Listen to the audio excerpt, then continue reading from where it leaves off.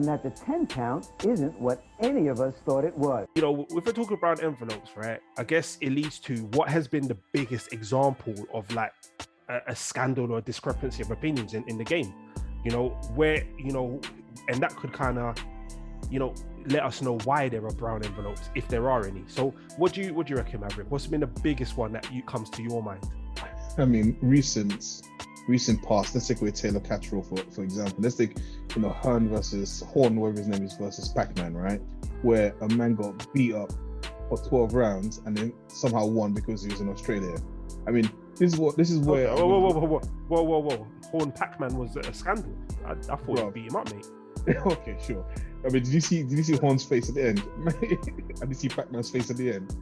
Some people bruise easier than others, mate. Whatever, the stark difference. But this is my point, and this is where, you know, when Ridley said about the judges, about don't leave to the judges, I think, listen, that saying is a famous saying, right?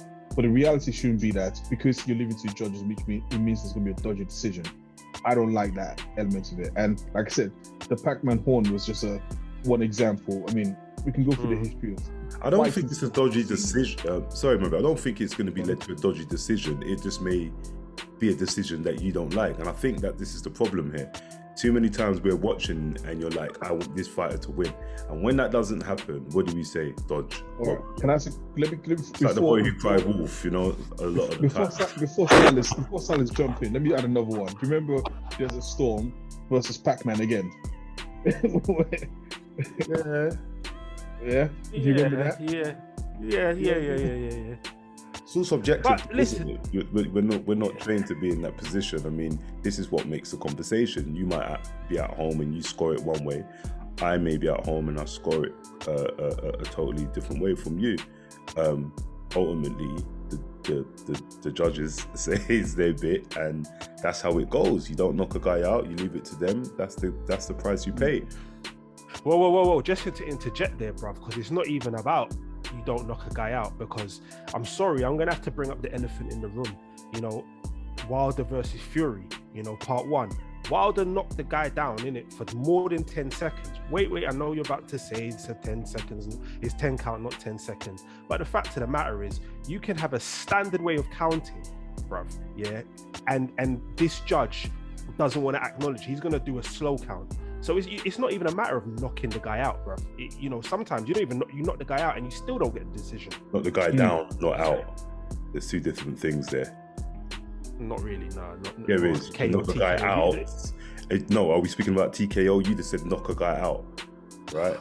So no, I'm not being pedantic. It is what it is. You chose to bring him up, but I am not making this the wildest show, and I think you need help on that, Silas. I'm going to speak to you. You gotta be in your bonnet for Wilder. No. I got to speak to you offline about this Wilder situation. It's getting out of hand now. But Maverick, can you agree with that? Like, I think at least in this day and age, we can use 10 seconds to definitively determine if the guy is out or not. Like, so I mean, listen, the whole 10-second 10 count thing goes back to the Queensberry rules, right? And that was written way back when they probably didn't have proper digital clocks and measurement at the time. So you could say, you know, boxing can modernize with that. And like you said, you know, difference of opinion of a referee who says, I'm going to count at this pace versus that pace. So I agree with you, there could be discrepancies there. I mean, another one to add to the mix is the whole idea of aggression.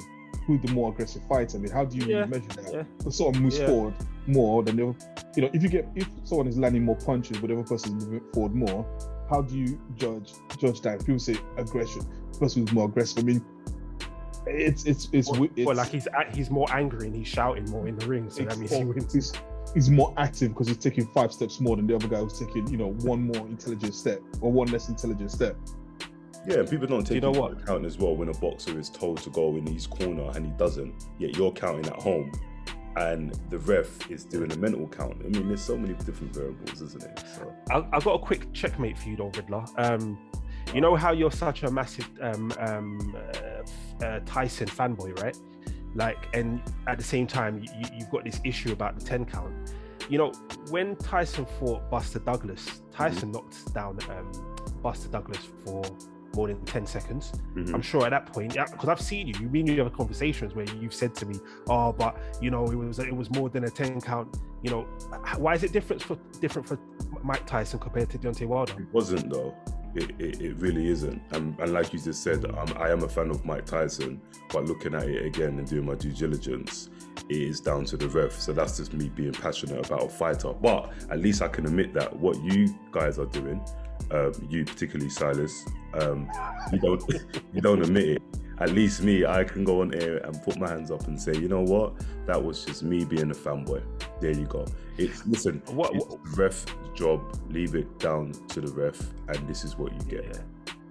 I'm gonna put some voice notes in the comments so that they can see how disingenuous you are between our personal conversations and when it comes down to these actual conversations. Allowed to online. change their mind, brother. A person's allowed to change their mind, and fair enough. that's But great. like, talk about the judge. I just want to conclude quickly. I don't know if you guys wanted to add anything else on this bit, but you know, we could talk about like Triple G and Canelo Part 1, where we had Adelaide Bird. Yeah, I think that was outrageous. She gave Triple G 2 rounds. That, I think that's a liberty, right? You know, but I think, to me personally, the biggest one ever, which also involves Tyson Fury again, it's when he fought John McDermott. Do you remember that, when he fought McDermott, and McDermott just like smacked him all about the ring, and then the ref gave Tyson Fury the decision.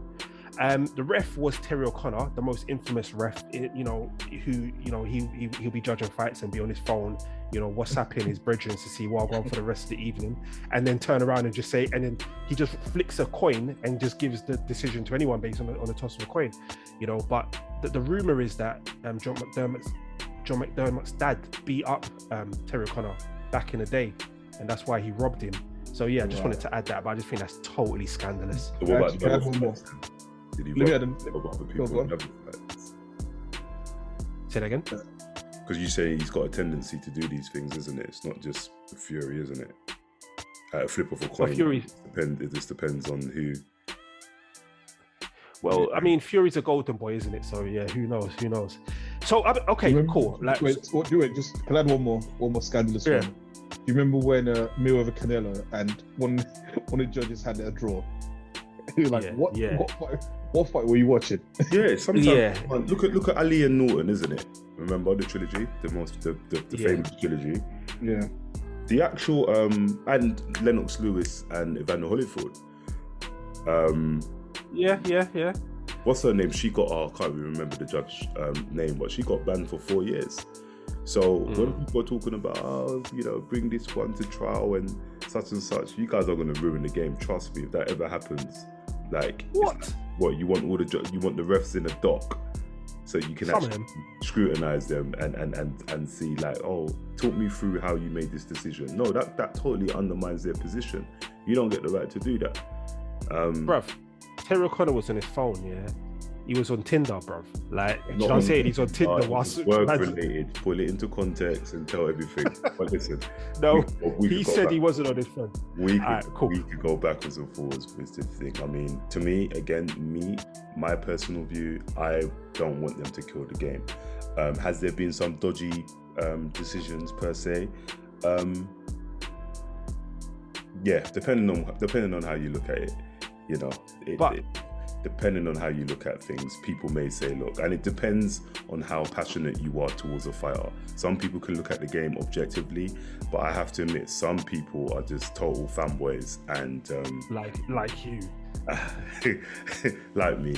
And I mean, it is heartbreaking in someone going in there and just leaving it into the hands of a judge. But hey ho, this is the game. You knew the rules when you signed up. We've been us. Like, subscribe and comment. We want to know your thoughts on this.